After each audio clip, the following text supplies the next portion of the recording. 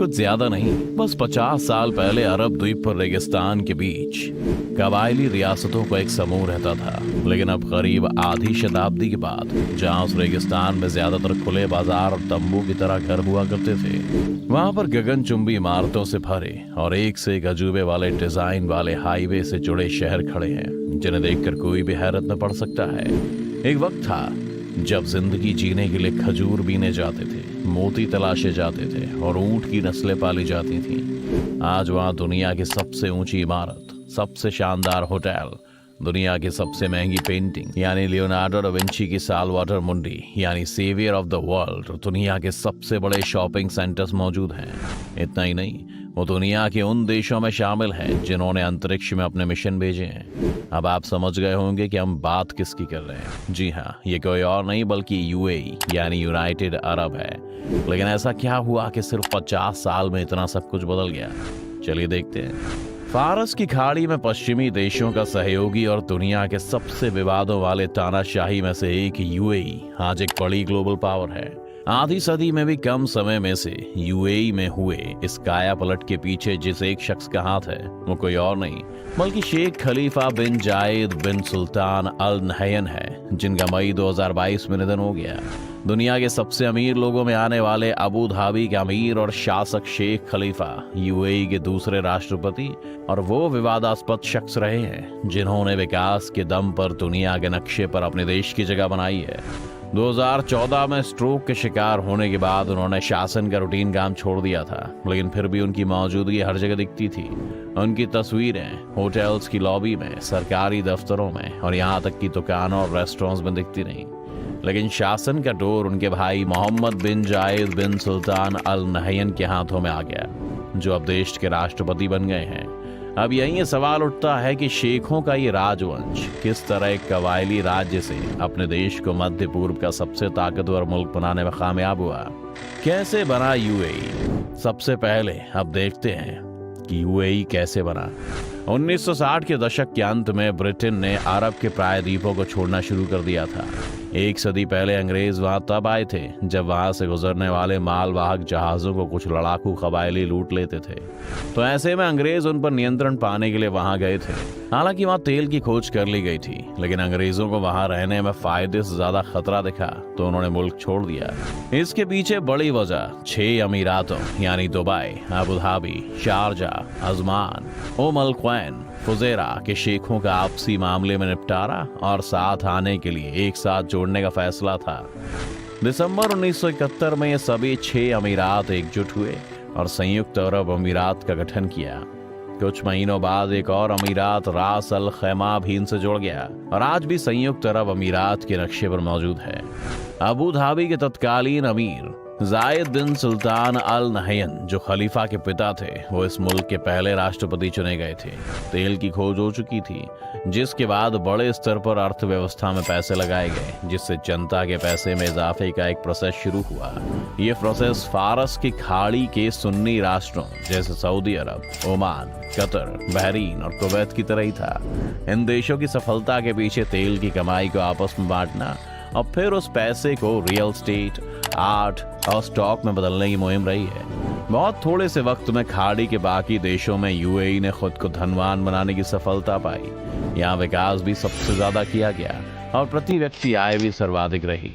लेकिन सभी अमीरातों के पास समान रूप से तेल मौजूद नहीं था और यह अबू धाबी के विकास की सबसे बड़ी वजह बना। वे अपने तेल की वजह से यूएई के आर्थिक विकास की कामयाबी का सबसे बड़ा हथियार बन गया। सेमी ऑटोनोमस अमीरात होने की वजह से शेख ने आर्थिक और विकास योजनाओं में बदलाव करके उन्हें मजबूत बनाया, जिसने उनकी अर्थव्यवस्था को बढ़ाने में बड़ा किरदार निभाया। कुछ अमीरात ने टूरिज्म पर दांव लगाया तो बाकी ने विदेशी पूंजी को आकर्षित करने के लिए रणनीति बनाई और इस तरह 1985 में दुबई के बाहरी इलाके में एक बड़ी वाणिज्यिक बंदरगाह और व्यापार केंद्र जेबल अली बनाया गया। आज लगभग 40 साल बाद भी ये दुनिया का सबसे बड़ा व्यापार क्षेत्र है। आज ये कई गुना विशाल हो गया है और ये मध्य पूर्व का सबसे बड़ा बंदरगाह है। जल, वायु और जमीन के रास्ते जुड़ा ये बंदरगाह आज यूएई की अर्थव्यवस्था में बड़ा किरदार निभा रहा है। टैक्स में छूट, सीमा शुल्क में लाभ के साथ साथ यहाँ विदेशी मालिकों के लिए लचीलापन मौजूद है। ये अमीरातों के संस्थापक जायद बिन सुल्तान अल नहयान की दूरदर्शिता थी, जिसकी वजह से उनका देश 20वीं सदी के अंत तक दुनिया के नक्शे पर अपनी जगह बनाने में कामयाब रहा। हालांकि कुछ लोग ये भी कहते हैं कि नई सदी का विजन शेख खालिद और उनके सौतेले भाई की देन है। नई सदी में शेख ने यूएई के लिए क्या किया? संयुक्त अरब अमीरात के नए और केवल दूसरे राष्ट्रपति के सामने सबसे बड़ी चुनौतियों में से एक था कि वो 2008 में आई आर्थिक तंगी से कैसे निपटेंगे, जिसने दुबई को बुरी तरह से प्रभावित किया था।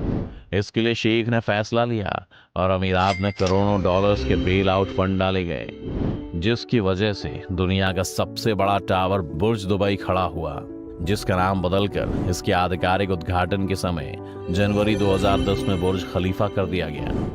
इसके नेताओं ने अपनी तेल संपदा का इस्तेमाल यहाँ कल्चरल और एजुकेशनल सेंटर को आकर्षित करने और विदेशों में अपनी छवि को बढ़ाने में भी इस्तेमाल किया। चाहे सरकारी हो या निजी, अमीरात के पैसे बड़ी बड़ी कंपनीज, प्रमुख रियल एस्टेट, वित्त संस्थाओं, बड़े ब्रांड्स और यहाँ तक कि फुटबॉल क्लब जैसे मैनचेस्टर सिटी में निवेश किए गए, जिससे उन्हें काफी फायदा मिल रहा है। अमीरात ने हाल के कुछ सालों में पश्चिम में कुछ सबसे महंगी इमारतों के निर्माण में भी निवेश किया है। अब तक ये सब कुछ तेल के ऊपर निर्भर होकर शेख ने किया, लेकिन अब शेख को समझ में आ गया कि तेल हमेशा नहीं रहने वाला। इसीलिए शेख खलीफा ने तेल पर आर्थिक विकास की निर्भरता को कम करने के लिए रिन्यूएबल एनर्जी में निवेश को बढ़ावा देने का प्रयास किया है, जिसका सबसे बड़ा एग्जाम्पल लाइन सिटी है। हालांकि उन्होंने निर्यात के मद्देनजर तेल और गैस में निवेश को बढ़वा दिया। पिछले साल ही यूएई ने कार्बन उत्सर्जन को 2050 तक नेट जीरो करने का लक्ष्य की घोषणा की है। साथ ही उसने इस दौरान कम कार्बन उत्सर्जन वाले शहर मस्दर का विकास जारी रखा है। आरोप: कोई भी इतना अगर कामयाब होता है तो उस पर आरोप भी बहुत लगते हैं और यूएई भी इनसे नहीं बचा है। सरकार के आलोचकों का कहना है कि तेल से हुआ विकास वैसे समाज के निर्माण में असफल रहा है जहां मानवाधिकारों का सम्मान किया जाता हो। कहा जाता है कि वहां प्रेस को कोई स्वतंत्रता नहीं है और व्यवस्था के आलोचकों को जेल में डाल दिया जाता है और कभी कभार मार भी दिया जाता है। एमनेस्टी ने 2021 में अपनी एक रिपोर्ट में लिखा कि अमीरात सरकार में मनमानी गिरफ्तारियां, जेल में अमानवीय व्यवहार, अभिव्यक्ति की स्वतंत्रता और निजता के अधिकार के उल्लंघन समेत गंभीर मानवाधिकारों के उल्लंघन जारी है। वैसे तो ये मध्य पूर्व में सबसे अधिक प्रति व्यक्ति आय वाला देश है, लेकिन अमूमन 20,000 से 1 लाख लोगों को वहाँ स्टेटलेस माना जाता है, जिसकी वजह से उन्हें उन अधिकारों से वंचित रहना पड़ता है जो वहाँ स्वास्थ्य, घर, शिक्षा, नौकरी जैसी चीजों में अमीरात के लोगों को हासिल है। लेकिन फिर भी आज दुनिया में यूएई का बड़ा रुतबा है और हाल ही में इसका सबसे अहम असर तब देखने को मिला जब शेख खलीफा की मौत हुई।